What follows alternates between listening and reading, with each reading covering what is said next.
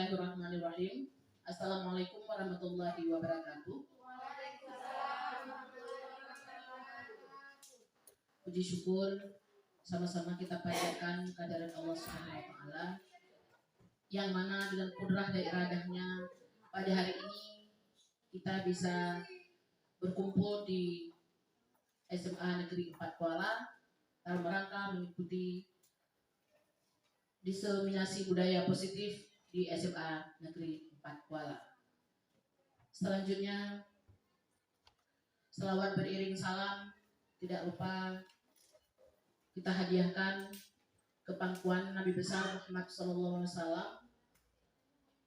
karena beliau telah membawa kita dari alam kebodohan ke alam yang penuh dengan ilmu pengetahuan, dari alam kegelapan ke alam yang terang benderang yang seperti kita rasakan sekarang ini. Berikutnya kata-kata penghormatan saya untuk Bapak Kepala SMA Negeri 4 Kuala yang telah mendukung kegiatan pada hari ini, juga kepada calon guru penggerak angkatan 8 Nagan Raya, dan juga kepada para dewan guru yang telah berhadir meluangkan waktu untuk mengikuti kegiatan kita pada hari ini. Selanjutnya, untuk memberkati acara pada hari ini, kita mulai dengan berdoa di dalam hati masing-masing. Berdoa dimulai.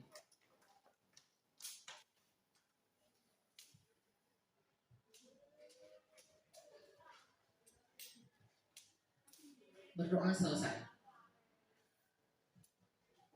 Selanjutnya menyanyikan lagu Indonesia Raya. Jadi kepada peserta dimohon untuk berdiri.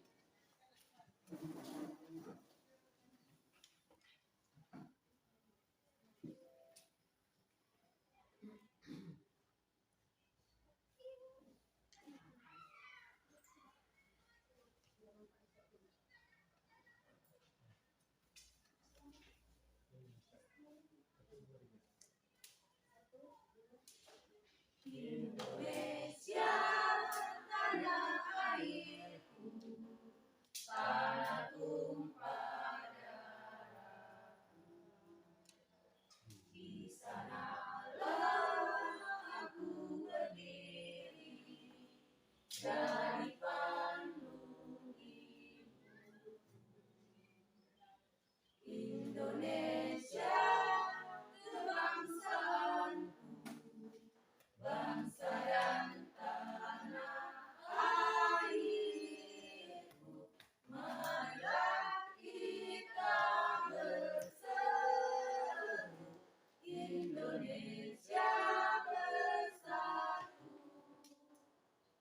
Hiduplah tanahku, hiduplah negeriku, bangsaku, rakyatku, semuanya.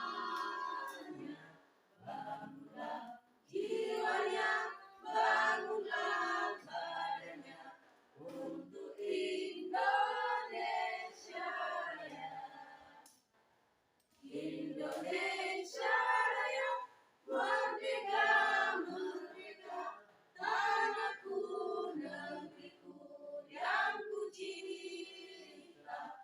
Indonesia Raya, merdeka, merdeka, hiduplah Indonesia Raya. Indonesia Raya, merdeka, merdeka, tanahku, negeriku yang ku cinta. Indonesia Raya, merdeka, merdeka, hiduplah Indonesia Raya.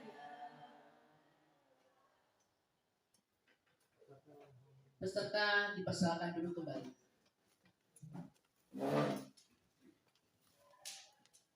Selanjutnya, pembukaan diseminasi oleh Bapak Kepala Sekolah SMA Negeri 4 Kuala, Bapak Anwar Ali SPD, MPD. Waktu dan tempat kami persilakan.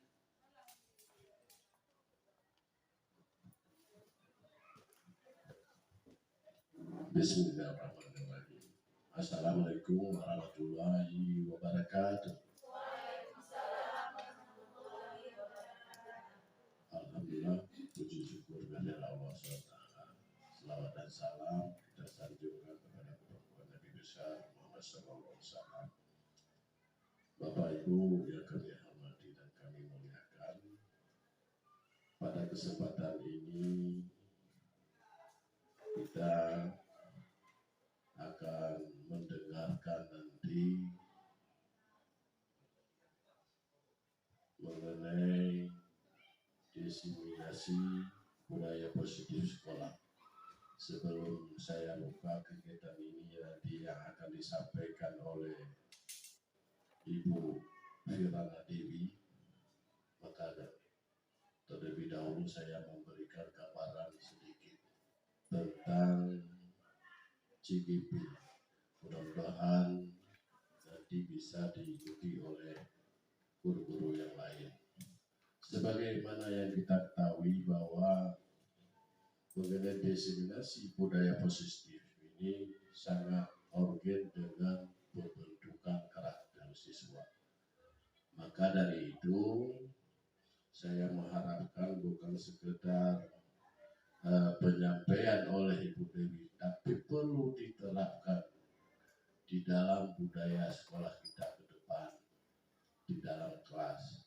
Karena budaya positif ini, budaya dimensi positif ini sangat berguna, karena ini menyangkut dengan karakter daripada siswa itu sendiri. Karena kalau siswa yang sudah punya karakter, sikapnya bagus, disiplinnya mantap, ini pembentukan dan penyampaian ilmu pengetahuan terhadap anak kita itu lebih mudah. Makanya ini program pemerintah bagi guru-guru, kami mohon untuk mengikuti perkembangan, karena pemerintah ini sudah mencanangkan tentang guru penggerak ini supaya sistem pendidikan Indonesia ini lebih baik, lebih terarah, dan terutama sekali masalah karakter. Karena kalau karakternya bagus, tentunya segala usaha kita untuk mencerdaskan anak bangsa ini lebih mudah. Maka daripada itu, kami mohon kepada seluruh guru di SMA Negeri 4 Kuala ini merespon positif dan tolong dipahami nanti apa yang dijelaskan oleh Ibu Firana Dewi tentang masalah budaya positif di sekolah. Nanti bukan sekedar wacana atau penyampaian yang kita catat, tetapi kita perlu juga diimplementasikan ke dalam kehidupan kita, baik dalam keteladanan kita terhadap siswa, itu harus diterapkan supaya pelaksanaan kegiatan ini diketahui oleh anak-anak secara umum. Nanti juga kita di sekolah kita ini baru 2 orang yang menjadi CGP ini, nanti tolong guru-guru yang lain itu juga mengikutinya pada angkatan yang ke-10. Mereka ini adalah angkatan ke-8.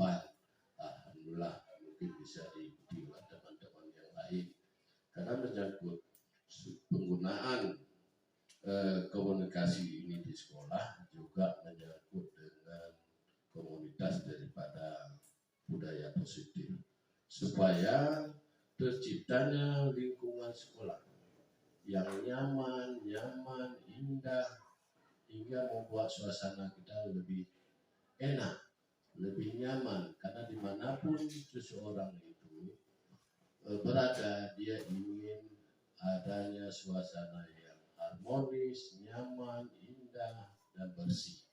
Makanya budaya-budaya positif tersebut bisa diterapkan di sekolah dengan sebaik-baiknya. Dan daripada itu juga, saya selaku pribadi mengucapkan terima kasih kepada Ibu Firana Dewi yang telah berusaha sehingga dapat mengikuti dan dapat mengikuti kembali kegiatan ini sampai selesai dan mempunyai sertifikat. Karena menjadi seorang guru penggerak ini ada kemudahan-kemudahan yang telah disampaikan oleh pemerintah secara tertulis. Ada beberapa hal itu nanti bisa dibaca sendiri kemudahan-kemudahan tersebut. Hingga kalau kita lihat sekarang program pemerintah, guru penggerak itu adalah menjadi pelopor bagi sekolahnya, menjadi pelopor bagi sekolah, kemajuan sekolahnya. Makanya seandainya kita semua ini di sekolah ini sampai dengan 60% bahkan 100% guru penggerak, bagaimana hebatnya kita. Maka dari itu kita jangan berpangku tangan, tolong ikuti perkembangan pendidikan sesuai dengan apa yang telah diprogramkan oleh pemerintah.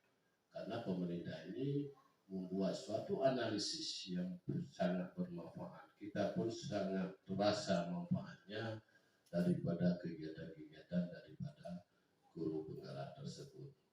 Hanya ini penyampaian saya dengan mengucapkan Bismillahirrahmanirrahim. Diseminasi budaya positif penggerak yang akan disampaikan uraiannya secara jelas dan dalam oleh Ibu Firana Dewi dengan resmi kami nyatakan dibuka. Terima kasih. Assalamualaikum warahmatullahi wabarakatuh.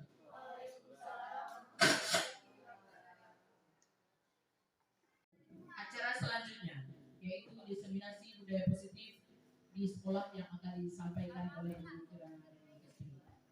Pada Ibu Firana Dewi kami persilakan.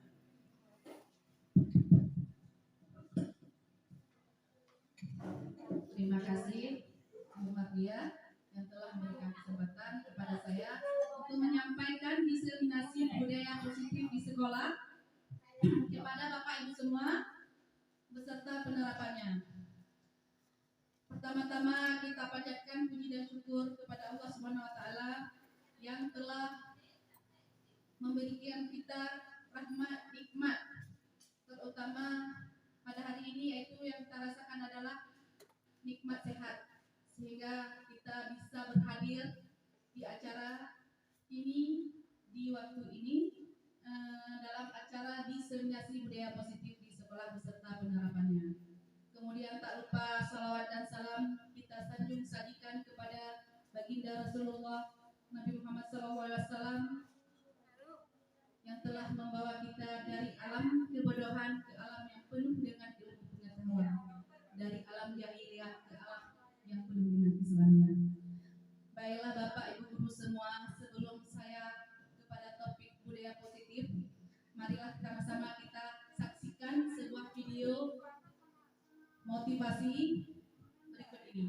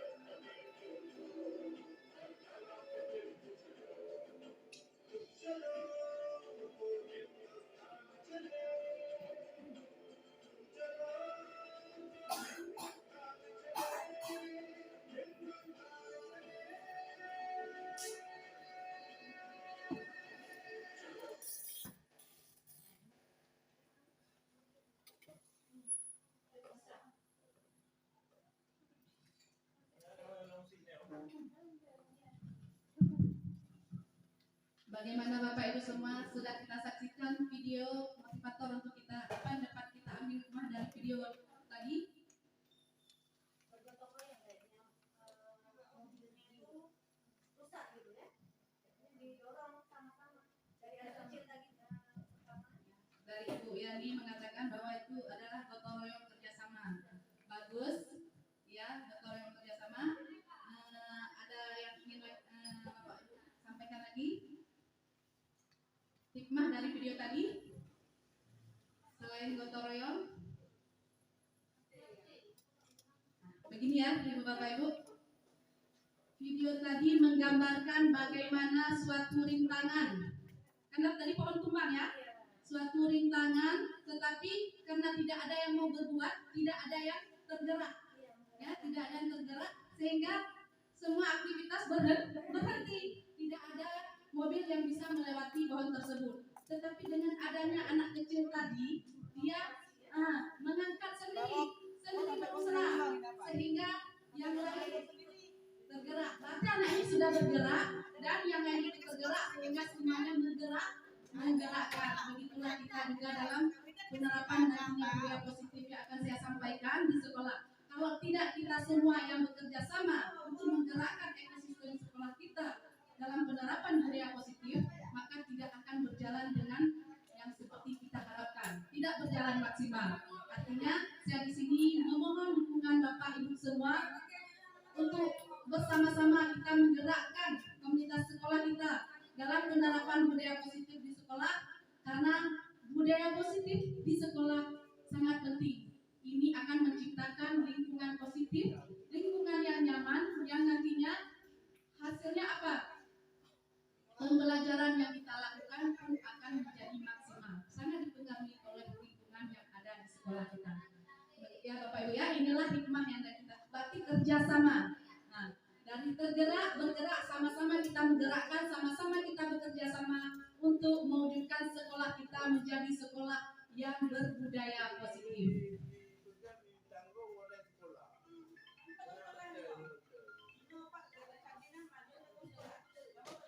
Salam bahagia Bapak Ibu guru hebat. Ini adalah presentasi PPT dari Bapak Redison, salah satu instruktur CGP kami pada modul 1.4, yaitu tentang budaya positif ini.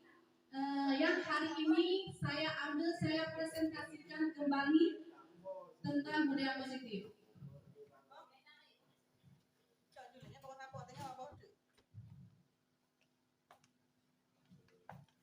Untuk kita menghayati nantinya budaya positif, kita tenangkan pikiran kita, hati dan pikiran kita fokuskan ya Bapak Ibu semua ya, biar semua yang kita dapat hari ini bisa masuk ke dalam hati untuk kita gerakkan ke depan. Nah, diseminasi budaya positif ini akan saya bahas mengenai topik-topik pokoknya, yaitu tentang pertama yaitu disiplin positif dan nilai-nilai kebajikan universal. Kemudian yang kedua tentang teori motivasi, hukuman dan penghargaan serta restitusi. Selanjutnya mengenai keyakinan kelas. Nomor 4 kebutuhan dasar manusia dan dunia berkualitas. Yang kelima restitusi mengenai 5 posisi kontrol. Dan terakhir nanti adalah penerapan segitiga restitusi. Inilah ruang lingkup yang akan kita seminasikan hari ini mengenai budaya positif di sekolah. Untuk yang pertama adalah tentang disiplin positif dan nilai-nilai kebajikan universal. Bapak Ibu, di sini ada kegiatan, bisa mencoba. Pertama kita bersama pasangan ya dengan teman-teman. Boleh kita coba. Ini petunjuknya. Bapak Ibu, coba dengan teman rekan mempraktekkan yang ini tentang secari kertas yang berharga bagi kita pertahankan di dalam kepalan tangan, kita berebut dengan teman. Bagaimana nanti akhirnya? Siapa yang mengalah? Apakah kita akan memberikan atau tetap mempertahankan yang milik kita tadi.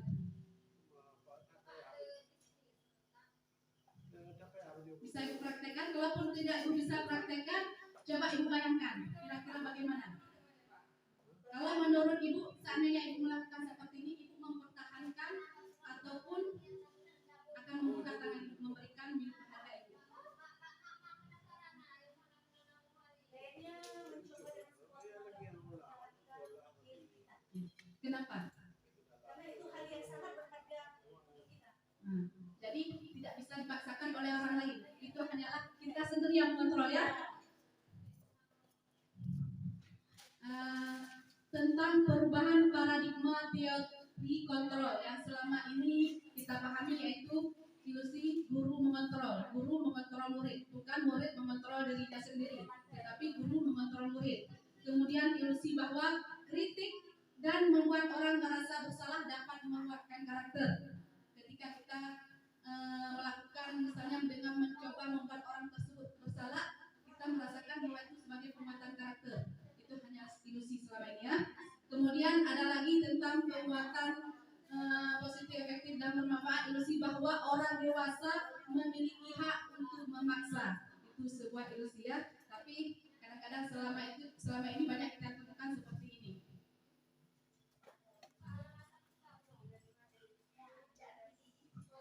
Baiklah, ini tentang disiplin positif. Ada yang mengenai Anda tidak bisa mengontrol orang lain. Hanya Anda yang bisa mengontrol diri Anda. Seperti praktik tadi ya. Kita tidak bisa dipaksakan oleh orang lain, tetapi kita mengontrol, kita berkehendak atas diri kita sendiri. Makna disiplin belajar kontrol diri dengan menggali potensi kita agar tercapai tujuan mulia, yaitu sesuatu menjadi seseorang yang kita inginkan berdasarkan nilai-nilai yang kita hargai. Kemudian tentang perilaku yang memiliki tujuan. Pertama ada teori motivasi, ada motivasi ekstrinsik, ada motivasi intrinsik. Motivasi ekstrinsik yaitu pertama untuk menghindari hukuman, dan yang kedua untuk mendapatkan penghargaan atau hadiah. Sedangkan motivasi intrinsik itu untuk menghargai diri sendiri berdasarkan nilai-nilai kebajikan universal yang ada di dalam keyakinan kelas nantinya. Kemudian posisi kontrol. Posisi kontrol nanti ada sebagai penghukum, pembuat merasa bersalah, teman, pemantau, dan manajer. Di mana manajer nanti akan melaksanakan yang namanya segitiga restitusi dengan 3 langkah. Ini peta konsepnya yang akan saya jelaskan nanti, ya. Langkah segitiga restitusi dan tentang 5 kebutuhan dasar manusia. Nah, untuk pertama, apakah makna disiplin? Kalau selama ini kalau kita mendengar kata disiplin itu apa yang terpikirkan oleh kita? Hadir tepat waktu ya. Benarkah Ibu kan? Bapak Ibu? Nah, selama ini dalam pemikiran kita kalau sudah mendengar namanya kata disiplin, itu berarti kita tepat waktu, datang tepat waktu, hadir tepat waktu. Nah, di sini kita dijelaskan berasal dari bahasa dulu bahwa disiplin artinya belajar. Makna asal dari kata ini berkonotasi dengan disiplin diri dari murid-murid yang pernah dari murid-murid Sokrates dan Plato. Ya? Karena ini berasal dari bahasa Latin, jadi orang-orangnya orang Latin. Disiplin diri membuat orang menggali potensinya menuju sebuah tujuan apa yang dihargai. Berarti konsep kita selama ini tidak tepat ya, bukan masalah tepat waktu, tetapi belajar bagaimana menghargai potensi diri untuk sebuah tujuan yang kita hargai.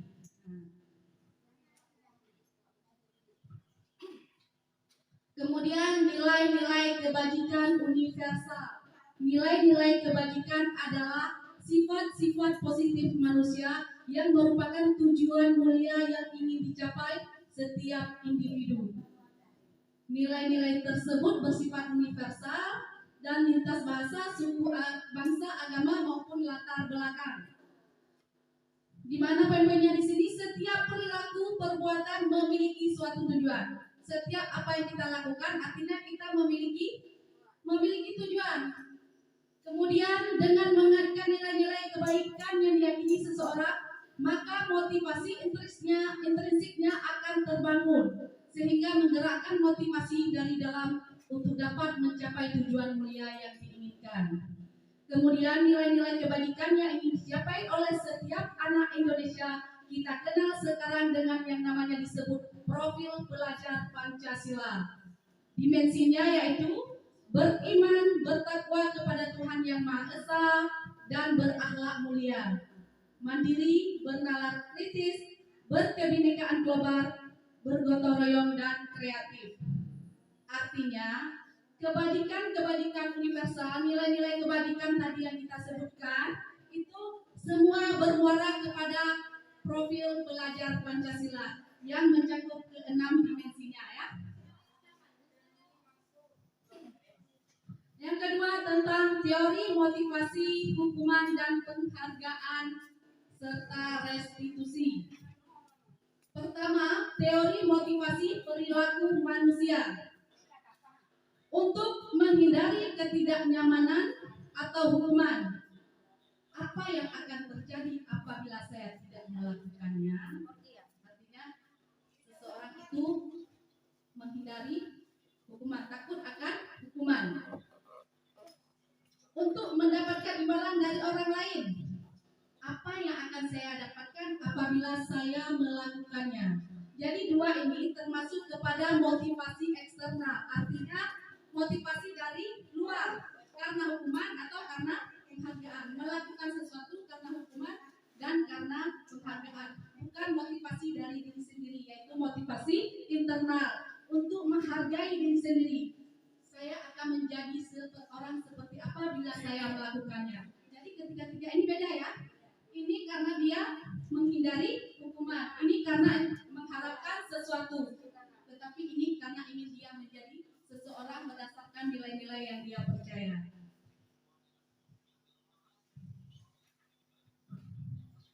Ini Bapak Pendidikan kita ya, Bapak Pendidikan Nasional Ki Hajar Dewantara. Beliau mengatakan merdeka itu artinya tidak hanya terlepas dari perintah, akan tetapi juga cakap buat memerintah diri sendiri. Ya, berkaitan dengan motivasi tadi. Kalau yang namanya motivasi eksternal itu kan terlepas berdasarkan perintah. Tapi kalau internal itu termasuk kepada cakap buat memerintah diri sendiri.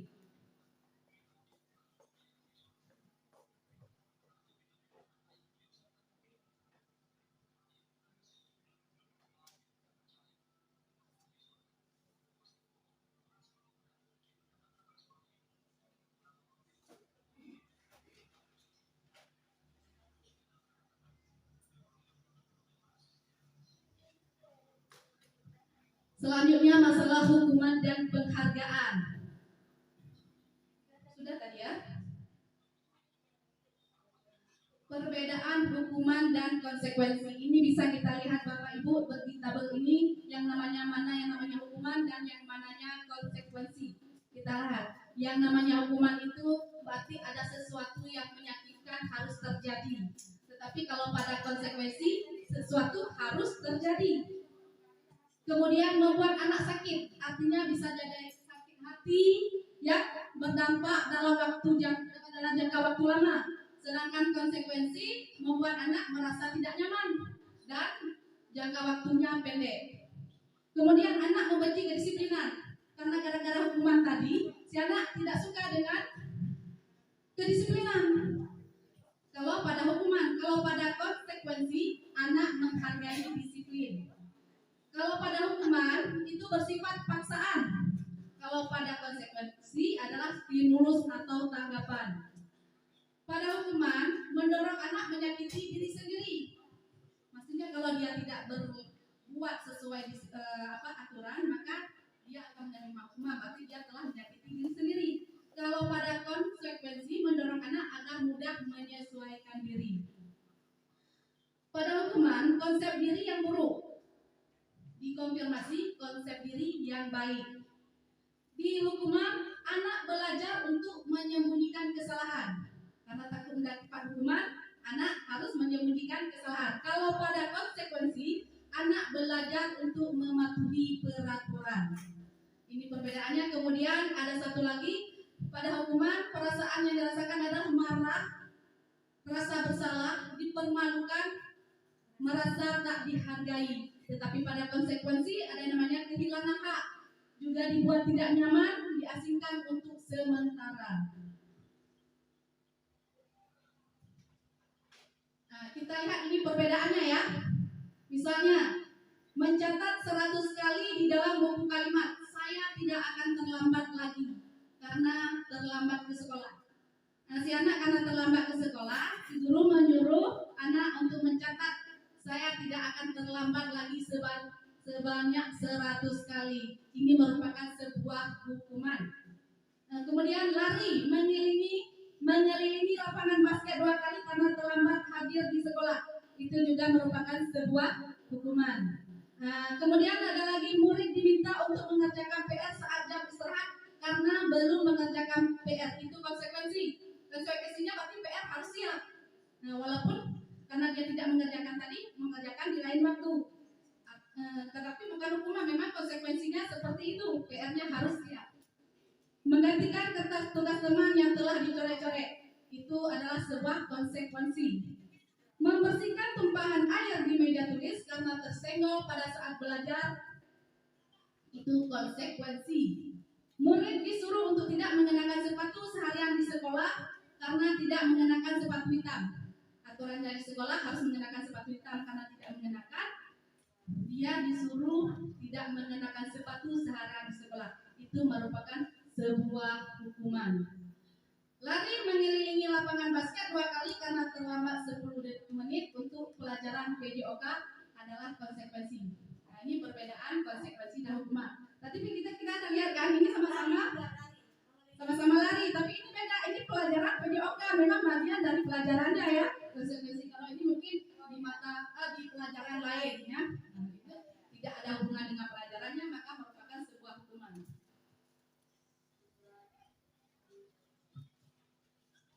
Nampak? Nah, identitas gagal dengan identitas sukses. Hukuman itu termasuk kepada identitas gagal, anak menjadi gagal ya. Kemudian identitas sukses, disiplin. Ada yang berbentuk konsekuensi, ada yang berbentuk restitusi.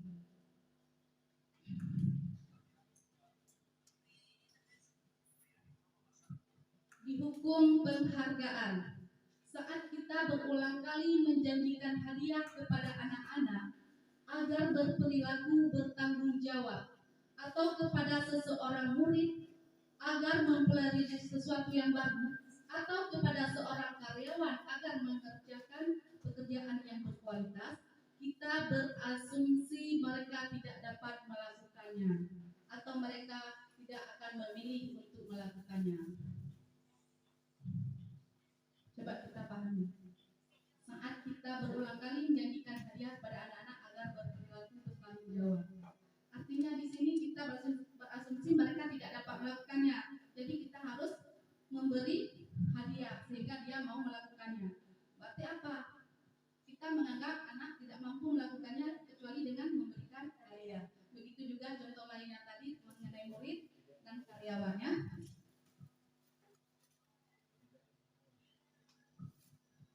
Kemudian Alvin Kahn mengemukakan baik penghargaan maupun hukuman adalah cara-cara mengontrol perilaku seseorang yang menghancurkan potensi untuk pembelajaran yang sesungguhnya. Menurut Kahn, secara ideal tindakan belajar itu sendiri adalah penghargaan sesungguhnya. Bisa dibedakan? Kalau penghargaan maupun hukuman akan menghancurkan potensi seseorang. Tetapi kalau tindakan belajar itu sendiri adalah penghargaan sesungguhnya, dia menghargai diri sendiri. Tetapi kalau penghargaan maupun hukuman itu dari orang lain, bukan dari diri sendiri, bisa menghancurkan potensinya. Kenapa bisa menghancurkan?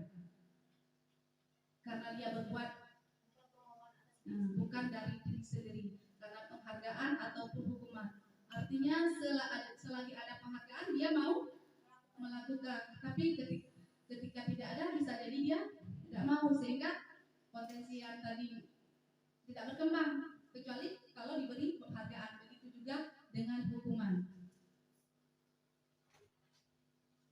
Dihukum oleh penghargaan, berarti penghargaan itu termasuk kepada hukuman, dihukum oleh penghargaan. Kalau kita kan di sini hukuman berbeda dengan penghargaan menurut pemikiran kita selama ini, tetapi penghargaan itu adalah sebuah hukuman. Nah, pengaruhnya jangka pendek dan jangka panjang. Nah, jangka pendek itu ya selagi ada hadiah tadi ya kan.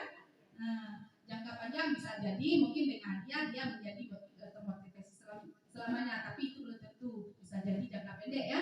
Kemudian penghargaan menghukum. Bagaimana namanya penghargaan menghukum? Nah, penghargaan menghukum ketika kita memberi penghargaan kepada murid yang satu, maka murid yang tidak mendapat penghargaan dia merasa seperti mendapat hukuman. Itu penghargaan menghukum. Kemudian penghargaan mengurangi ketepatan. Penghargaan tidak efektif. Penghargaan merusak hubungan. Anak yang tidak mendapat penghargaan merasa iri ya dengan anak yang mendapat penghargaan sehingga merusak hubungan. Kemudian penghargaan menurunkan kualitas. Penghargaan mematikan kreativitas. Dia akan berusaha mengembangkan potensinya selagi ada penghargaan. Kalau tidak ada penghargaan, dia tidak akan berbuat, sehingga ini namanya mematikan kreativitas. Penghargaan mengurangi motivasi dari dalam diri si anak. Bentuk program kebajikan atau apresiasi. Dalam memberikan apresiasi, pengakuan perlu diingat beberapa hal. Beri pengakuan secara khusus, beri pengakuan secara pribadi, beri pengakuan kepada semua murid, beri pengakuan secara konsisten, fokus pada proses. Artinya kalau kita katakan di sini, kalau kita mengaku atau memuji anak ya, apresiasi kan seperti itu bentuknya. Kita mengapresiasi boleh dalam bentuk pujian, tetapi tidak secara di depan, secara khusus, secara pribadi yang tidak diketahui oleh orang lain. Misalnya kita panggil orang itu, merasa memuji dia, merasa senang karena dia telah mencapai sesuatu, tetapi tidak di depan umum ya. Nah, secara khusus dan pribadi.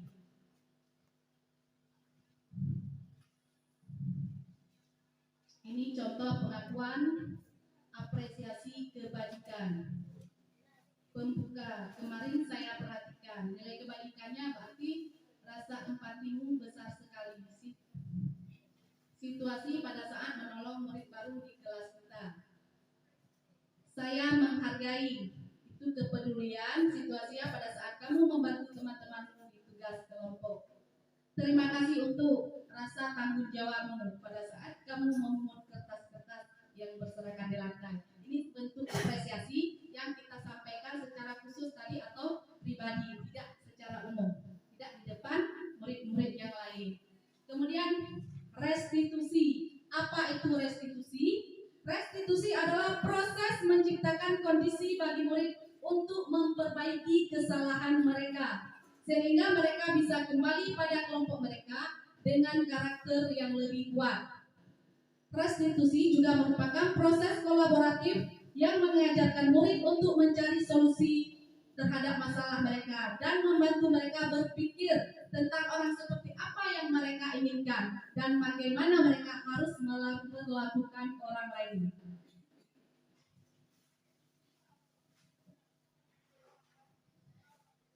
Jadi restitusi itu seperti ini ya. Restitusi itu memiliki ciri-ciri bahwa dia untuk menebus kesalahan. Bukan untuk menebus kesalahan, tetapi belajar dari kesalahan. Itu namanya restitusi. Kemudian dia untuk memperbaiki hubungan. Sebuah tawaran bukan paksaan. Menuntut untuk melihat ke dalam diri, mencari kebutuhan dasar yang mendasari tindakan, yaitu alasan kenapa dia melakukan. Kemudian fokus pada karakter bukan tindakan, fokus pada solusi dan mengembalikan murid yang berbuat salah pada kelompoknya. Ada 9 ciri-ciri restitusi tadi yang sudah saya sampaikan. Kemudian tentang keyakinan kelas. Karena pada saat restitusi ini yang kita terapkan adalah keyakinan kelas. Yang kita pertanyakan kepada murid-murid adalah tentang keyakinan kelas. Mengapa tidak peraturan saja? Mengapa harus keyakinan kelas? Mengapa kita memiliki peraturan harus menggunakan helm bila mengendarai kendaraan roda 2? Mengapa? Ya, betul, tepat sekali. Mengapa kita memiliki peraturan 3M menggunakan masker, mencuci tangan dan menjaga jarak 1,5 meter? Nah, untuk kesehatan. Mengapa kita memiliki peraturan? Itu kan peraturan. Peraturan harus datang tepat waktu pada saat mengikuti pelatihan. Tanggung jawab. Nah, mengapa kita memiliki peraturan? Harus membuang sampah pada tempatnya. Kebersihan. Peraturannya membuang sampah pada tempatnya, tetapi keyakinan kelas yang dibuat adalah kebersihan. Jadi kalau sudah kebersihan termasuk semua. Nah, untuk mendukung motivasi intrinsik kembali ke nilai-nilai keyakinan lebih menggerakkan seseorang dibandingkan mengikuti serangkaian peraturan-peraturan.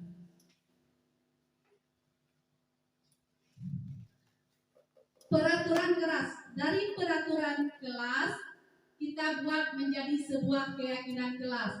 Dari keyakinan kelas terciptalah lingkungan positif. Dari lingkungan positif maka akan menciptakan budaya positif di sekolah.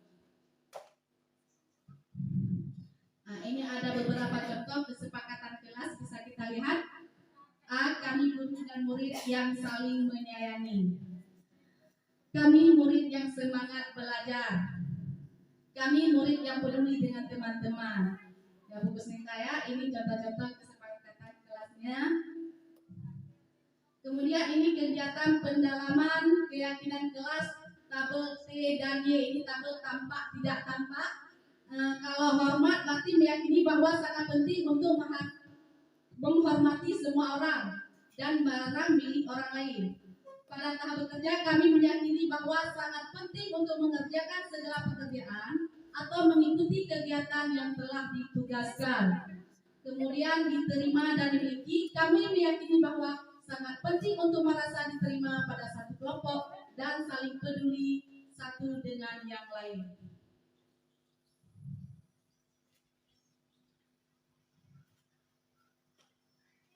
Ini tabel Y ya.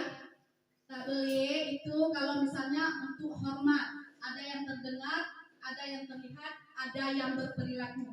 Kalau pada hormat terdengarnya bagaimana? Yuk saya bantu, contoh ya. Boleh saya pinjam? Itu kata-kata yang kita dengar untuk bentuk rasa hormat. Kalau terlihat, seseorang berempati terhadap rasa orang lain, memegang barang milik orang lain hanya dengan izin si pemilik. Itu kalau yang kita lihat. Tetapi kalau pada berperilaku, tersenyum ramah, memberikan salam hormat, memberikan postur tubuh yang tenang ya, berperilaku bagaimana orang yang sudah ada rasa hormat dalam dirinya, bisa kita lihat dari perilakunya yang juga dengan postur tubuh tenang. Nah ini peraturan. Keyakinan kelas itu dibuat berdasarkan peraturan kelas, tidak langsung lahir oleh keyakinan kelas. Karena kita tahu setiap kelas kita punya peraturan sendiri. Nah sekarang bukan lagi peraturan, kita buat keyakinan kelas berdasarkan peraturan-peraturan yang telah ada. Kita desain bersama anak-anak. Karena nilai keyakinan kelas ini yang lebih membuat si anak termotivasi secara intrinsik dan dalam berbuat. Nah, kalau selama ini sudah ada yang namanya peraturan, mari kita desain menjadi keyakinan kelas ya. Selalu kembalikan buku ke tempatnya. Itu peraturan kelas, kemudian kita buat ke dalam bentuk keyakinan kelas. Berarti apa? Tanggung jawab dan tertib. Kalau peraturan kelasnya dilarang mengganggu orang lain, berarti kita buat dalam bentuk keyakinan kelas menghormati atau menyayangi. Hadir di sekolah 15 menit sebelum pembelajaran dimulai. Itu peraturan. Kita rubah jadi keyakinan kelas menjadi menghormati dan berkomitmen. Dilarang melakukan tindak kekerasan, peraturannya. rubah jadi keyakinan kelas menjadi keselamatan, menghargai, menyayangi. Peraturan dilarang menggunakan narkoba. Keyakinan kelasnya kesehatan dan keselamatan. Peraturan bergantian atau menunggu giliran, budaya antrian, maka kita rubah mendalam keyakinan kelas menjadi menghormati, sabar, dan saling menghargai. Gunakan masker peraturannya. Nilai kebajikannya pada keyakinan kelas adalah kesehatan dan keselamatan. Jangan berlari di kelas atau koridor. Berarti keyakinan kelasnya kita buat menjadi keselamatan, keamanan, dan menghargai. Yang keempat, tentang kebutuhan dasar manusia dan dunia berkualitas. Nah, di sini boleh kita lihat ada 5 kebutuhan dasar manusia yang mendasari setiap tindakan, setiap perilaku yang dia lakukan tentu mempunyai tujuan, dan tujuan itu dilandasi oleh kebutuhan dasar yang kita miliki. Di sini ada 5 kebutuhan dasar. Pertama adalah bertahan hidup. Setiap yang kita lakukan mungkin kita akan memiliki alasan karena bertahan hidup. Kemudian karena rasa kasih sayang dan rasa diterima. Kebutuhan akan kesenangan, kebutuhan kebebasan, dan kebutuhan penguasaan.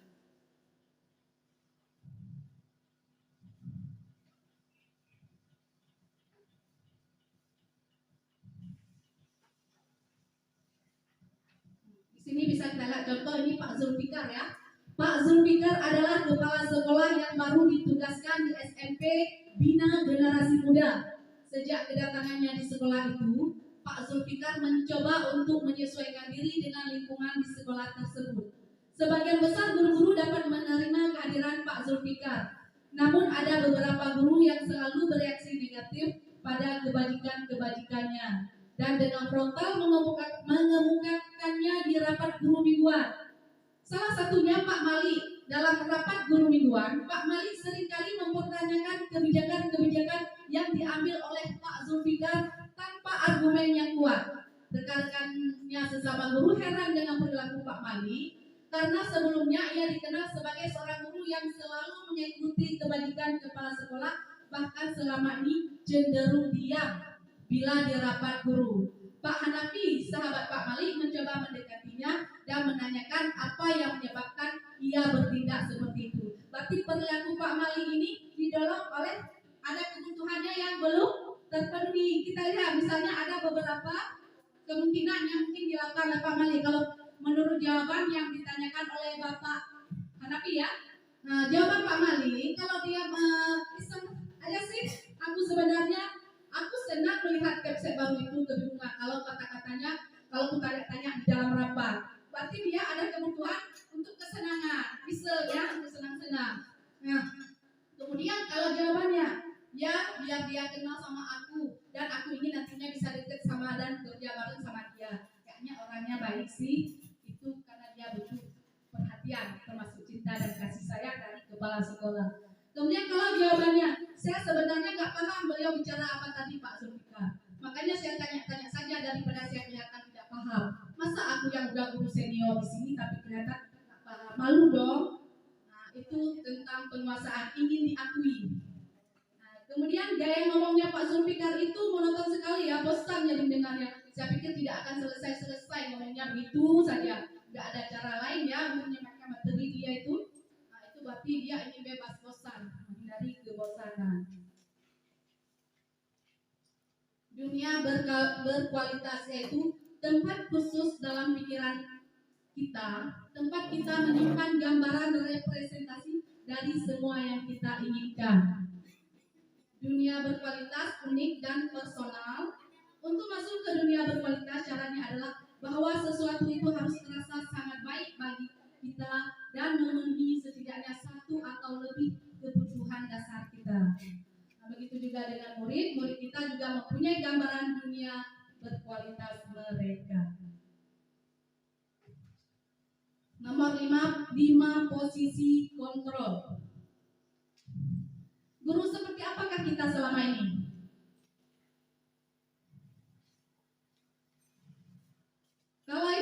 guru guru seperti apakah selama ini?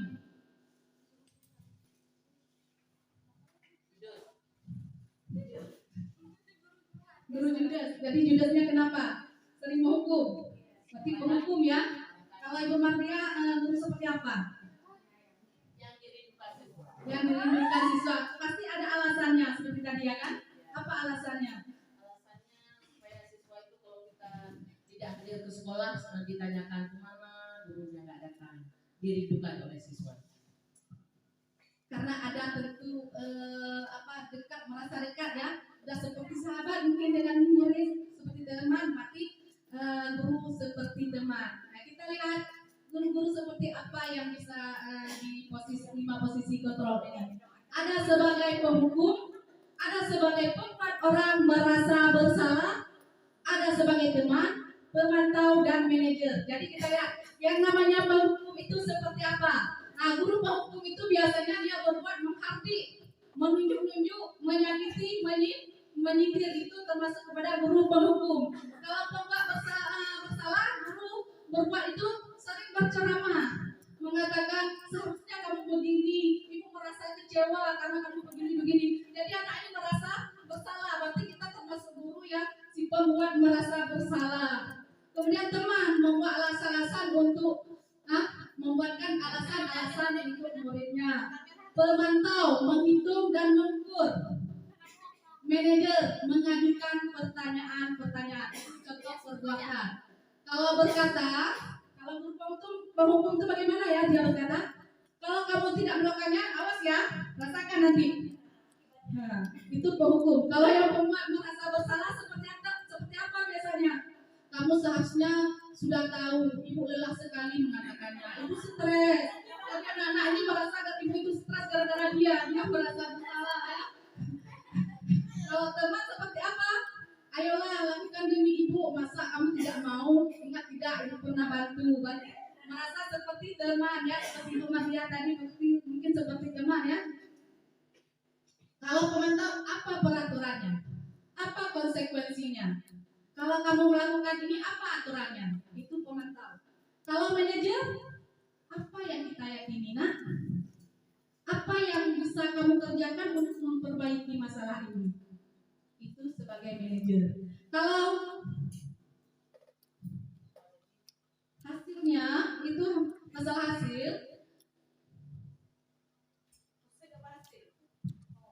hasilnya ya, memberontak, menyalahkan orang lain. Kalau penghukum, kalau pembuat orang merasa bersalah, menyembunyikan, menyangkal berbohong, ini pada anak. Anak-anak kalau sering kita hukum, dia akan memberontak. Bisa jadi menyalahkan orang lain dan dia bisa berbohong.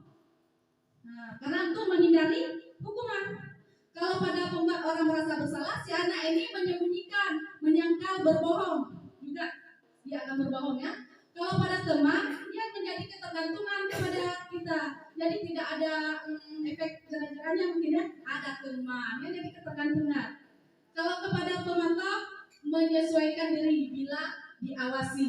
Berarti kalau peraturan kan seperti kita di lampu merah, itu sering kita lihat. Kalau ada polisi, ya kita patuhi lalu lintasnya. Kalau nggak ada polisi, kita cuci, kita go terus ya.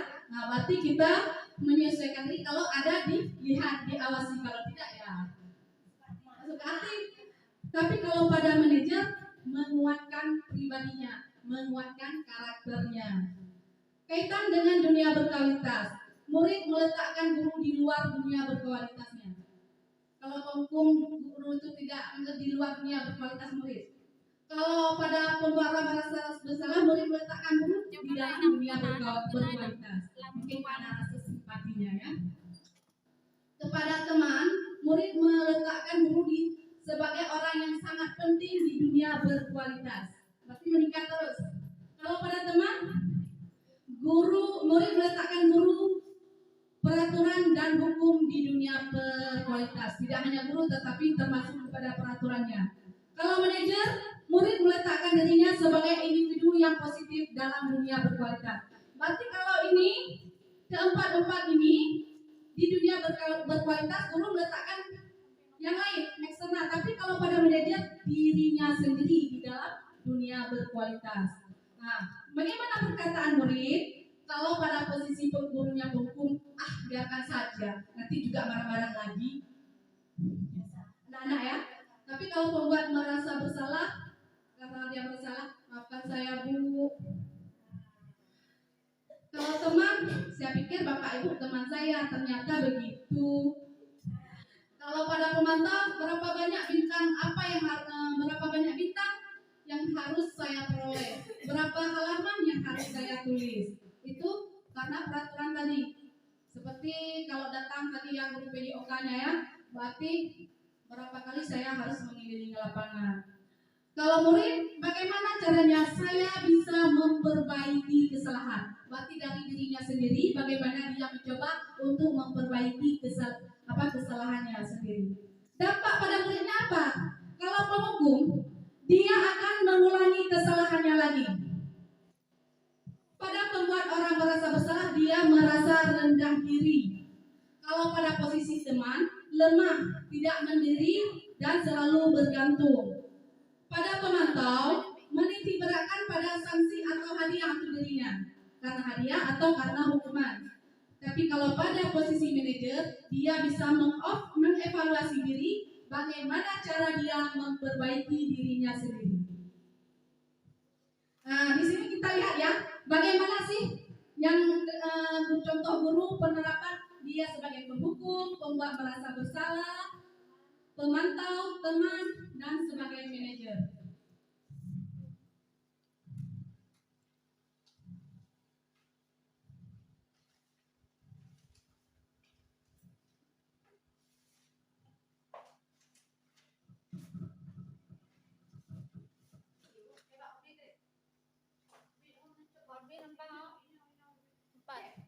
Udah orbit.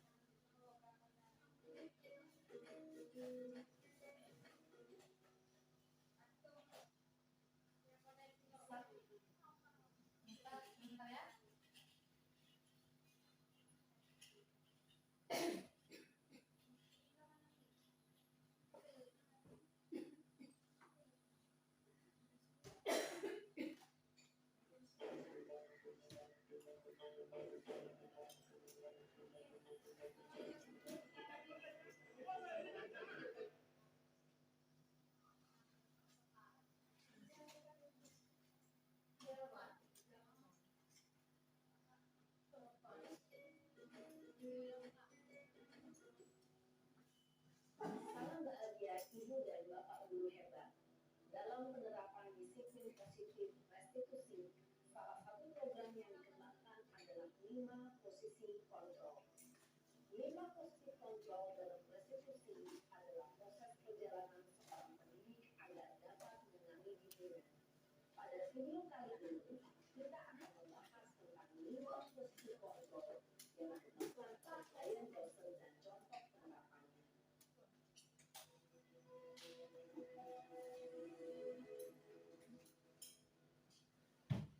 Lima posisi kontrol itu adalah 1. Posisi pembeku. 2. Posisi pembuat rasa bersalah. 3. Posisi teman. 4. Posisi pemantau atau monitor. Dan 5. Untuk lebih memahami 5 posisi tersebut, mari kita saksikan kasus kemarin yang terlambat hadir 20 menit di sekolah dan melihat bagaimana kelima posisi kontrol dalam menghadapi masalah tersebut.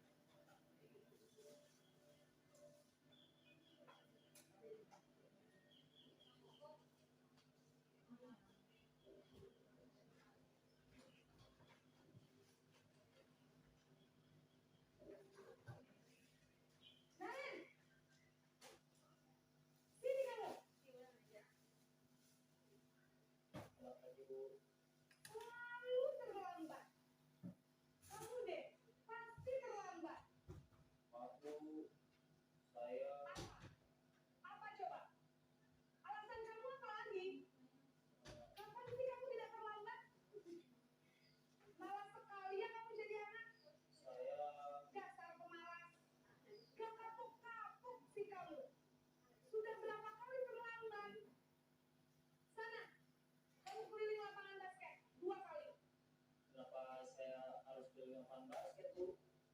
Kenapa? Kamu melawan Ibu? Berani-beraninya jawab. Sudah terlambat, masih berani jawab enggak? Sekarang, keliling lapangan basket 5 kali sekalian. Biar kapok. Cepat.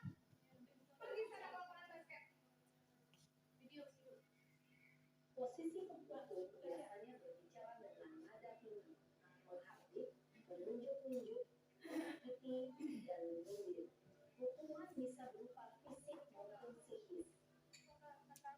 Ibu dan bapak guru hebat. Dampak yang terjadi pada murid ketika guru berada pada posisi tertentu adalah murid cenderung akan memberontak, bahkan menyimpan dendam.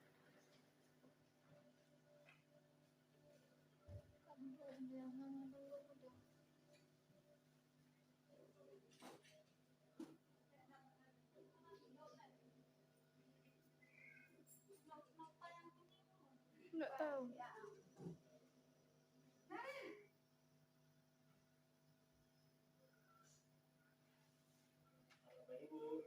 Naren, kamu kenapa terlambat lagi, nak?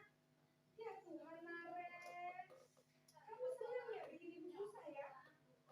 Kalau kamu terlambat lagi, nanti ibu yang ditegur bapak kepala sekolah, nak. Disangka ibu tidak bisa membina kamu. Duh, gimana ini? Maaf, Bu. Memo. Naren. Kamu lupa ibu ditegur bapak kepala sekolah. Terus, sekarang ibu harus tulis apa yang di buku absen?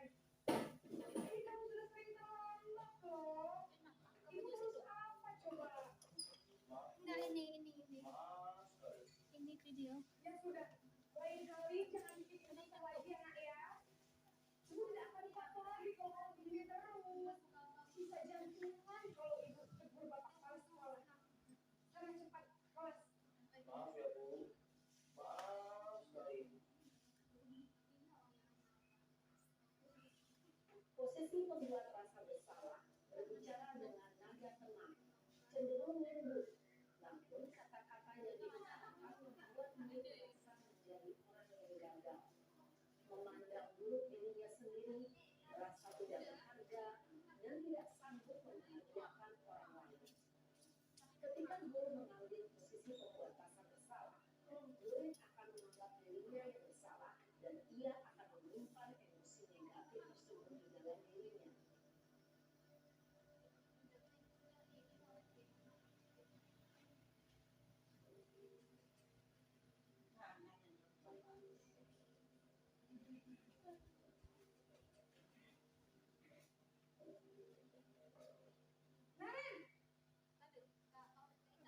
Ulangan.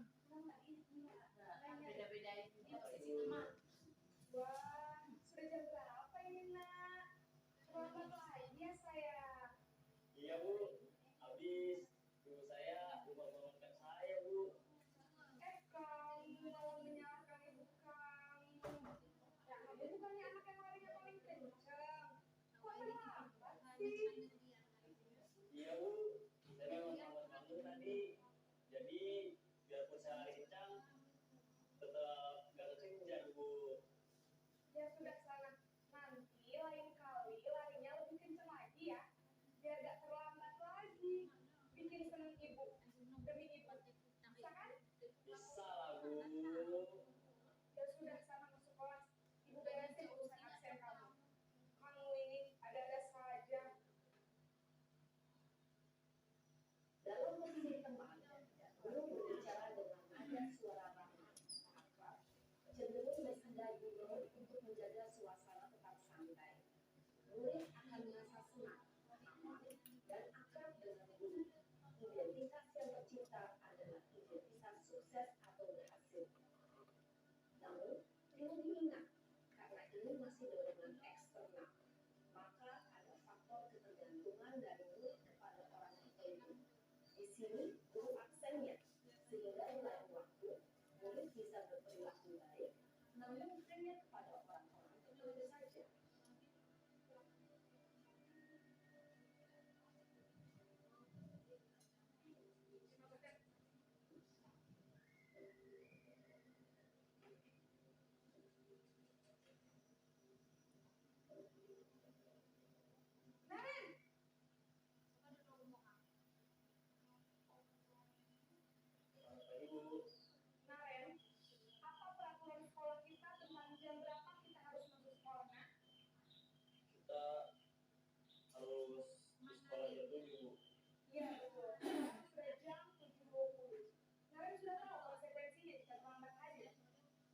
Bu, saya harus tinggal kelas pas jam istirahat selama 20 menit. Iya benar, konsekuensinya demikian. Jadi nanti jam 9.30 pas istirahat, kamu harus tinggal di kelas, kerjakan tugas tambahan untuk ketinggalan kamu, ya. Baik Bu. Posisi pemantau mengandalkan penghitungan atau data untuk mengontrol murid. Guru mengarahkan murid berdasarkan peraturan dan konsekuensi. Seorang pemantau menunjukkan bahasa tubuh dan ekspresi wajah yang datar dan cenderung formal.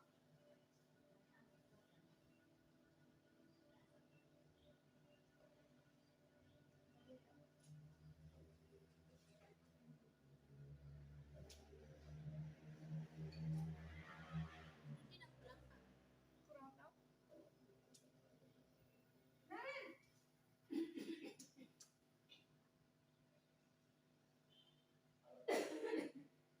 Selamat pagi, Naren. Maaf Bu, saya terlambat.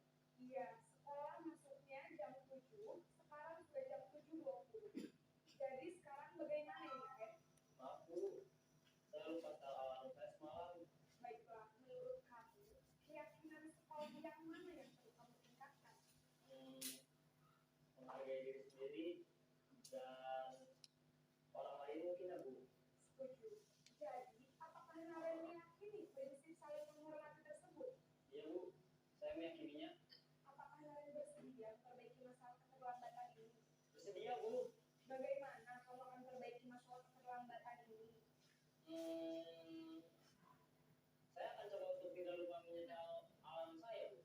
Baik, kalau Naren lupa menyetel alarm di rumah, ada orang yang kira-kira bisa bantu mengingatkan tidak? Ada Bu, kakak saya, Kak Emma. Ada lagi selain KM? Selain Kak Emma, ada ibu saya. Baik, jadi yang mengingatkan Naren adalah Kak Emma dan ibu kalian. Kira-kira akan mulai setel alarm kapan nih, Naren? Setelah pulang sekolah, akan segera saya lakukan. Baik, jadi Naren akan setel alarm untuk bangun besok pagi dan akan diingatkan oleh kakak dan ibunda Naren ya. Ada lagi yang mungkin perlu dilakukan Naren agar tidak terlambat bangun lagi. Tidak ada Bu. Baik Naren, terima kasih untuk kerjasama kamu. Sekarang kamu perlu kembali ke kelas untuk belajar. Baik Bu, terima kasih. Posisi manajer adalah Nanti posisi kasih jus kita. yang disarankan untuk murid memiliki sikap disiplin yang positif, yaitu murid yang mandiri, bertanggung jawab, dan dapat memecahkan masalah. Tujuan dari posisi ini adalah agar murid dapat berefleksi atas tindakannya. Guru akan dengan tulus memberikan pertanyaan-pertanyaan bermakna, sehingga membuat murid dapat belajar dari kesalahannya dan Kalau mencari Pak sama sebuah Kak Suami mana? Yang oranye sama yang kuning. Apa Ibu doang? dan Bapak Guru hebat, setelah mengamati adegan kelima posisi kontrol tadi, kira-kira posisi mana yang paling ideal? Posisi mana yang dapat menunjang motivasi intrinsik murid? Ya, tentu posisi manajer. Posisi ini memang posisi ideal yang ingin dituju setiap pendidik.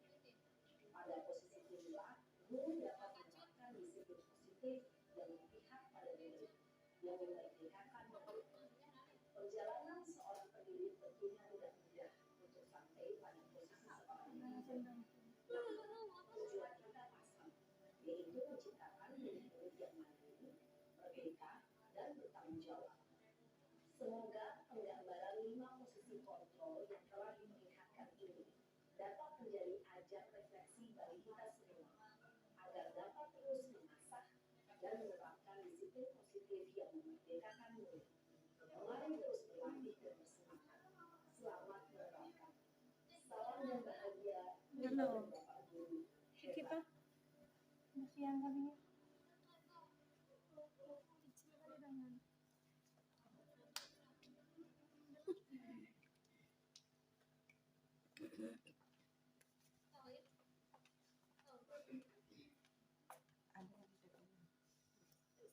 Semua saya yang enggak masuk ayam. Baiklah Bapak Ibu semua, dari sini kita bisa kita ya. Di manakah posisi kita? Apakah sebagai penghukum selama ini si pembuat merasa bersalah, sebagai teman, pemantau, atau sebagai manajer? Itu bisa kita jawab oleh diri kita masing-masing. Atau malah kita punya posisi, dua posisi, sebagai penghukum juga sebagai pembuat merasa bersalah, atau sebagai teman juga sebagai pemantau ya. Jadi di sini dikatakan bahwa posisi yang terbaik itu adalah sebagai manajer. Karena di sini kita melatih murid untuk belajar dari kesalahannya, mencari sendiri solusinya, dan bertanggung jawab untuk menyelesaikannya. Sehingga murid, karakter apa yang tumbuh dari murid? Dia mandiri, bertanggung jawab, dan merdeka ya. Mandiri, bertanggung jawab. Dia yang berbuat salah, mencari apa kesalahannya, dia yang mencari solusi, dia menyelesaikannya. Itu posisi yang terbaik. Kemudian yang terakhir adalah segitiga restitusi. Ini segitiga restitusi, ada 3 tahapan. Ketika si murid berbuat salah, kita tidak boleh langsung menyalahkan. Tetapi apa yang harus kita lakukan? Inilah ada di segitiga restitusi. Pertama adalah menstabilkan identitas. Contohnya, setiap orang pasti pernah melakukan kesalahan. Kamu bukan satu-satunya yang pernah melakukan ini. Pada tahapan ini, guru berusaha membuat si anak dari gagal menjadi sukses, menenangkan dia. Dia yang merasa gagal, merasa bersalah, tetapi dia menjadi apa? Bangkit, menjadi sukses. Kemudian setelah menstabilkan identitas, yaitu pada validasi kebutuhan, memvalidasi tindakan yang salah.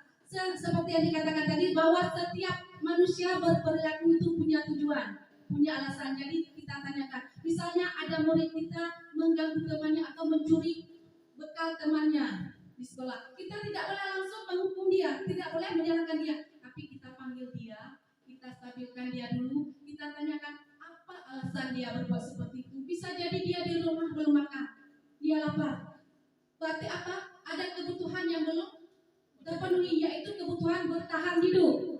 Atau dia, saya suka-suka aja boleh anak-anak ini merasa begini, saya suka, itu berarti dia ingin senang-senang. Kita tanyakan, jadi dari alasan yang dia utarakan, yang dia katakan, kita bisa mengambil tindakan, kita bisa menyelesaikan masalahnya dengan cara dia bertanggung jawab atas kesalahannya sendiri. Terakhir adalah menanyakan keyakinan, seperti yang kita lihat pada nilai tadi. Keyakinan apa yang belum dia terapkan, atau keterangan keyakinan apa yang sudah dilanggar. Kalau Naren tadi, rasa menghormati diri, menghargai diri sendiri dan orang lain ya.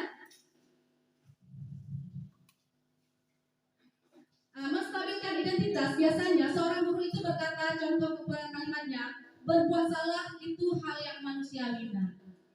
Anak yang merasa berbuat salah ketika guru mengatakan seperti ini,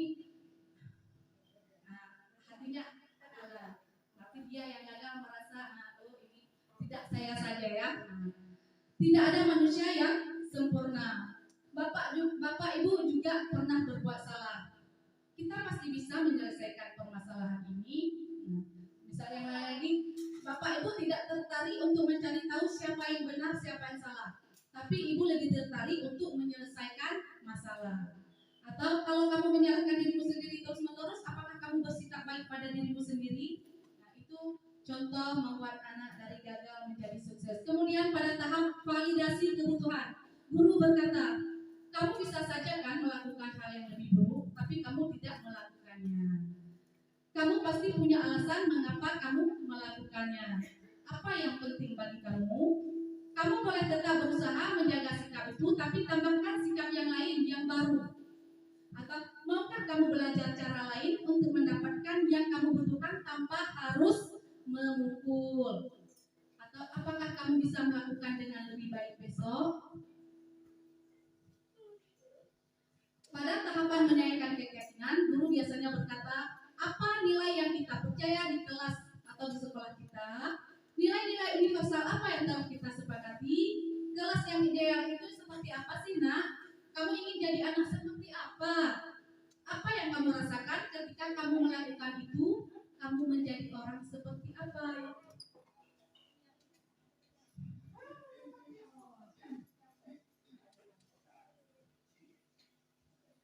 Inilah Bapak Ibu pemahaman tentang budaya positif di sekolah. Mana yang namanya disiplin. Jadi disiplin itu bukanlah sebagai kata tepat waktu saja, tetapi kepada belajar dari kesalahan ya.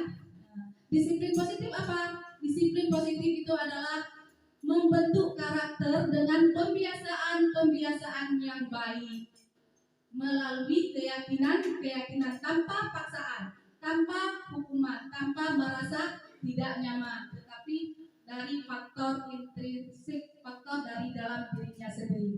Inilah Ibu-ibu, semoga kita bisa menerapkan yang namanya budaya positif di sekolah. Ini sangat penting. Dengan adanya budaya positif, kita bisa menciptakan murid-murid kita yang mandiri dan bertanggung jawab. Di sini kita sekarang dituntut sebagai posisi manajer dalam mengatasi kasus-kasus pelanggaran keyakinan kelas atau di sekolah. Kita memposisikan sebagai manajer dan mempraktikkan yang namanya segitiga restitusi. Ketika menyelesaikan atau anak berbuat salah, kita selesaikan dengan tahapan segitiga restitusi, yaitu menstabilkan identitas,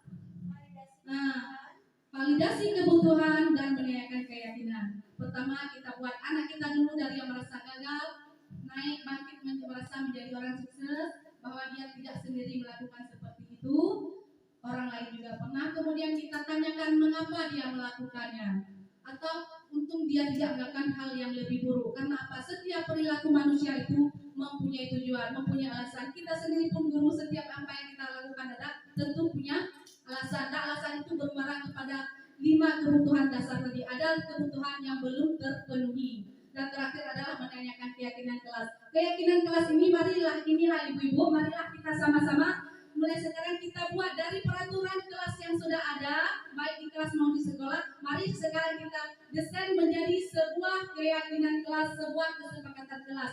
Dari keyakinan kelas, anak-anak nanti akan merasa dirinya menghargai dirinya sendiri, sehingga tumbuh karakter-karakter pembiasaan positif yang dinamakan dengan disiplin positif. Dari disiplin positif ini akan tercipta sebuah budaya positif di sekolah. Dengan adanya budaya positif sekolah, tercipta lingkungan yang nyaman, positif, yang menciptakan suasana pembelajaran yang lebih nyaman dan mendukung pembelajaran anak-anak lebih baik lagi. Terima kasih, hanya ini yang belum saya sampaikan. Kalau ada pertanyaan atau tanggapan, saya persilakan. Saya akhiri kepada Ibu, boleh saya persilakan kalau ada pertanyaan atau tanggapan. Terima kasih. Ya, terima kasih buat Ibu Dewi yang sudah menyampaikan pemaparan. Sekarang kita masuk ke sesi tanya jawab kepada ibu-ibu yang kurang memahami dari pemaparan tadi atau timbul pertanyaan, silakan ditanyakan.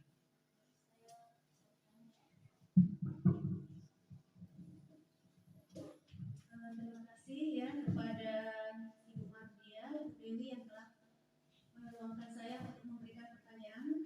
Nah, yang di sini yang ingin saya tanyakan tadi adalah masalah restitusi, gitu ya.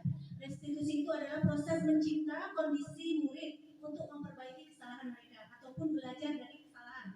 Nah, di sini ada segitiga restitusi. Segitiga restitusi tadi menstabilisasi identitas, validasi kebutuhan, dan yang terakhir menanyakan keyakinan. Jadi di sini saya akan menanyakan, yaitu apakah pada segitiga restitusi itu harus berurutan, ya, atau bisa tidak berurutan? Baik, terima kasih kepada Ibu Iriani, pertanyaan yang luar biasa mengenai segitiga restitusi, apakah harus berurutan. Jadi menurut dosen itu bahwa tidak harus berurutan, tergantung cara kita. Cuma itu harus kita terapkan. Nah, walaupun ada kadang-kadang juga tidak lengkap, bisa jadi 2 dari langkah tersebut tergantung dari kerumitan permasalahan yang dihadapi oleh siswa, oleh murid kita. Kemudian langkah-langkahnya juga tidak harus berurutan, boleh jadi bisa kita langsung tanya, misalnya langsung pada validasi kebutuhan. Kenapa kamu berbuat seperti itu? Kenapa kamu berbuat seperti itu, nak? Begini Bu, karena saya begini. Oh, Ibu bahwa wajar. Kalau itu di posisi kamu, Mungkin ibu juga akan seperti kamu. Artinya pertama menanyakan validasi tindakan, baru kemudian menstabilkan identitas. Dan bentuk segitiganya itu pun tidak ada tanda panah ya. Jadi boleh dari mana saja. Yang intinya kita menerapkan segitiga restitusi. Terima kasih. Bagaimana Ibu Iriani? Mungkin tadi berarti kalau misalnya tidak lengkap hanya 2 saja langkah itu apa boleh?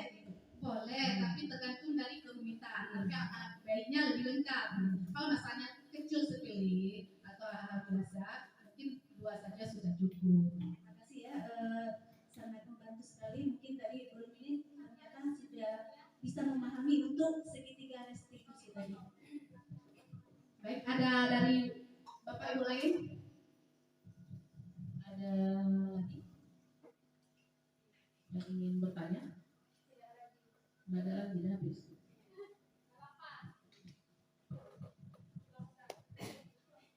Ya, berarti sesi tanya jawab kita tutup. Sekarang kita langsung ke penutupan acara dan atau kegiatan kita pada hari ini.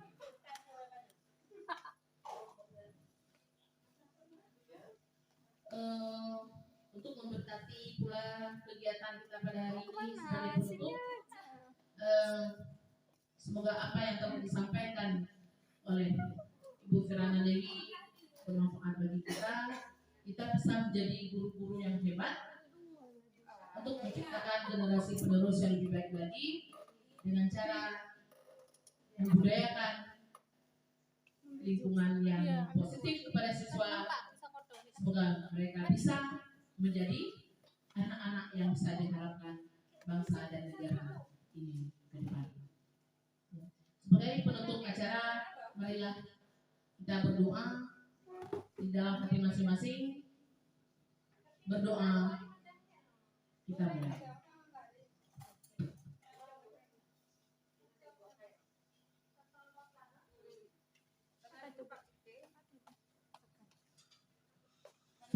Doa selesai. Ya, dengan berakhirnya doa tadi, maka kegiatan guru penggerak angkatan ke-8 pada hari ini kita tutup. Saya akhiri dengan Assalamualaikum warahmatullahi wabarakatuh. Waalaikumsalam warahmatullahi wabarakatuh.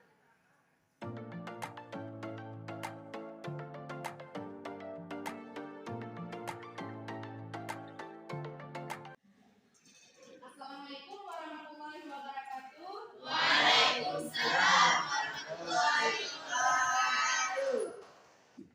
Gimana kabarnya anak-anak? Sehat. Ada beberapa orang yang melihat kawan kalian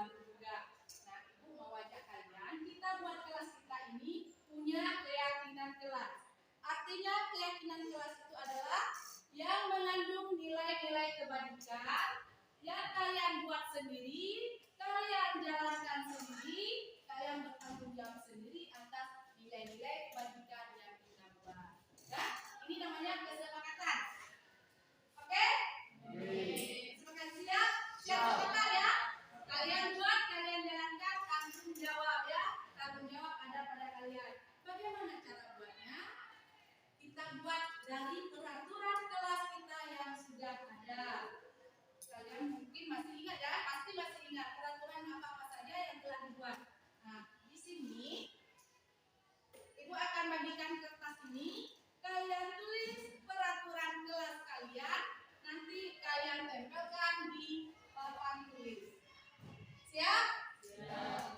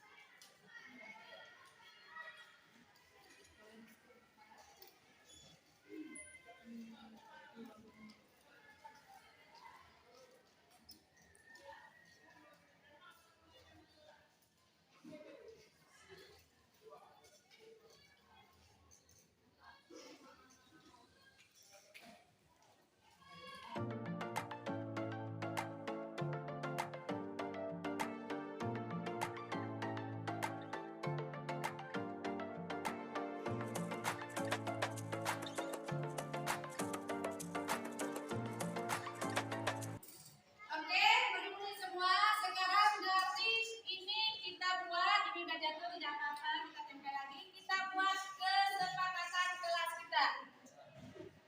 Siap? Siap. Kesepakatan kelas atau kita buat dalam bentuk keyakinan kelas.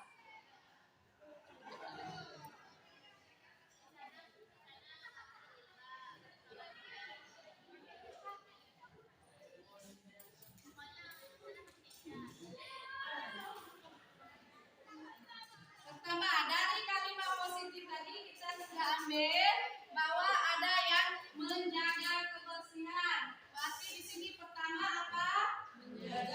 Saling menjaga kebersihannya. Saling menjaga kebersihan.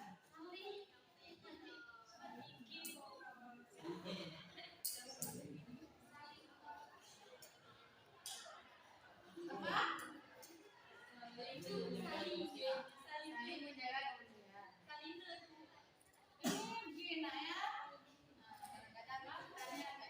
Kemudian apalagi tadi kita saling menghargai ya, di sini tidak boleh mengganggu kawan, berarti saling menghargai.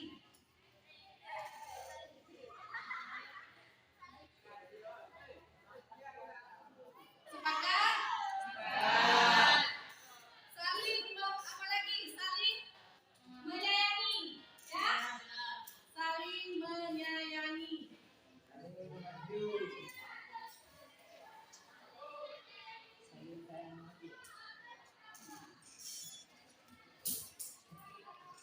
Apalagi saling menghargai waktu.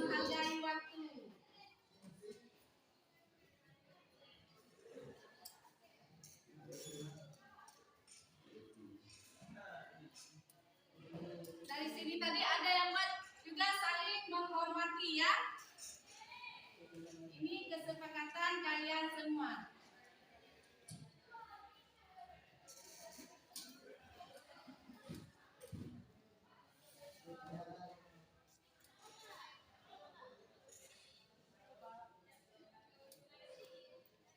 Yang belum mana lagi nih?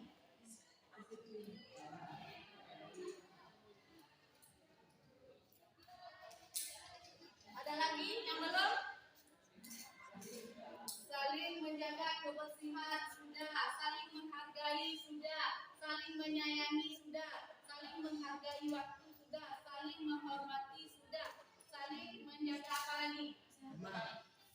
Disiplin juga menghargai waktu ya. Ini dan ini disiplin semua nah. Yang namanya disiplin bukan hanya kepatuhan terhadap tepat waktu, itu pemikiran kita selama ini ya. Dan kita mengenal seperti itu. Yang namanya disiplin adalah kebiasaan baik kalian dalam sehari-hari. Kalian apa kebiasaan baik? Seperti ini, saling menjaga kebersihan, saling menghargai, saling menyayangi, itu semuanya adalah disiplin. Disiplin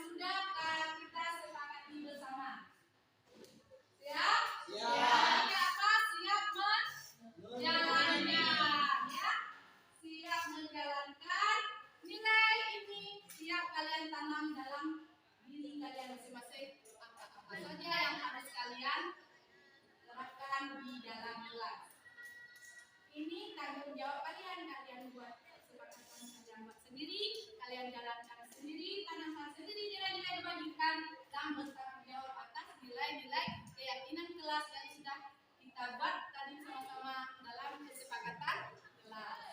Nah, ini sampai kalian naik kelas. Mungkin nanti naik kelas lagi, baru kita buat baru. Atau ini perlu ditambah lagi. Nanti boleh, tidak masalah, ada yang kurang tambah lagi ya. Yang penting disiplin positif, nilai-nilai yang positif. Mau buat bagus, ini nanti kita kalian tempelkan di sini supaya apa? Ini mudah kalian ingat, kalian sering baca, kalian ingat, kalian pahami. Kalau nggak ingat nanti kalian lupa, nggak tahu nilainya ya kan? Jadi ini tetap harus ditempel sebagai kesepakatan kelas kalian di sini. Boleh seperti ini, tergantung bagaimana selera kalian. Boleh kalian modif, kalian buat yang lebih bagus. Ya, kalian cetak yang lebih bagus atau kalian kreasikan sendiri. Ada di sini yang punya apa? Dua seni, dibuat sedemikian rupa yang bagus, lebih indah. Kalau indah sering dilihat, kalau nggak sering dilihat, sering dibaca, pasti akan tanpa apa? Secara kesadaran dari diri kita akan menjalankannya, bertanggung jawab atas apa yang sudah kalian sepakati. Sudah paham? Nah, terima kasih. Mudah-mudahan ini berjalan sebagaimana yang sudah kita sepakati. Harapan ibu kalian semua menanamkan nilai-nilai kalian selama di sekolah dan kalian tetap bawakan ini juga boleh ke rumah bersama orang tua kalian dan lingkungan tempat tinggal kalian. Nah, untuk hari ini kesepakatan kelas jadi terima kasih ya. Assalamualaikum warahmatullahi wabarakatuh. Waalaikumsalam warahmatullahi wabarakatuh. Assalamualaikum warahmatullahi wabarakatuh. Saya Iriani Satino, guru SMA Negeri 4 Kuala. Alhamdulillah, setelah mendengar diseminasi budaya positif dari Ibu Kirana Dewi, saya mulai memahami bahwa disiplin positif itu harus diterapkan dengan kesadaran penuh diri dari murid itu sendiri, bukan karena paksaan ataupun penghargaan. Sekolah kami siap menerapkan budaya positif. Perkenalkan, nama saya Nurkirami, kelas 11A. Saya sangat bersemangat pada saat membuat keyakinan kelas. Keyakinan kelas sangat penting karena dapat membuat kita lebih menghargai orang lain. Nama saya Sugiarti, kelas 11A. Saya sangat senang saat membuat keyakinan kelas. Keyakinan kelas sangat penting untuk menambahkan rasa tanggung jawab.